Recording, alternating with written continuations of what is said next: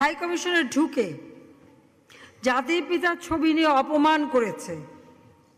এত সাহস কোথা থেকে পায় আমি জিজ্ঞাসা করি।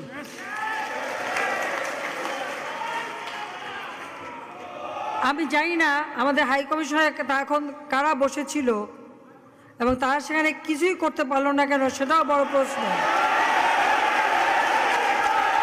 আর আমি আমার প্রবাসী যারা বাঙালি, না আমার প্রবাসী বাঙালিদেরও আমি বলবো যে যারা এই ঘটনাগুলি ঘটিয়েছে তারা চলাফেরা করে না, তাদের দেখেন না।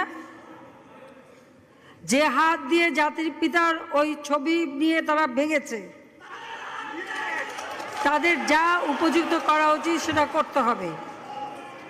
কারণ জাতির পিতার নাম মুছে ফেলার চেষ্টা করা হয়েছিল, তো তারিখ যেহেতু দূরের কথা, ওর বাপ তো চেষ্টা করেছিল এই নাম মুছতে, ওর বাপও চেষ্টা করেছে, মাও চেষ্টা করেছে। তারা কি পেয়েছে নাম মুছতে?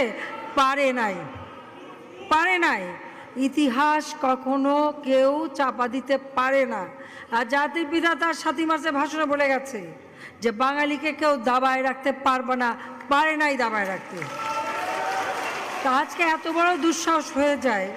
হ্যাঁ, আমি প্রধানমন্ত্রী এসে আমারটা যা করুক ওটা আমি কিছু মনে করি না, কিন্তু যিনি আমাদের জাতির পিতা, যে আইন আছে, সেখানে হাত দেবে এত সাহস কোত্থেকে পেল?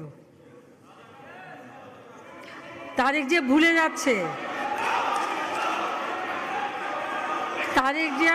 যাচ্ছে যে তার মা দুর্নীতি করে জেলে গেছে। আজকে তার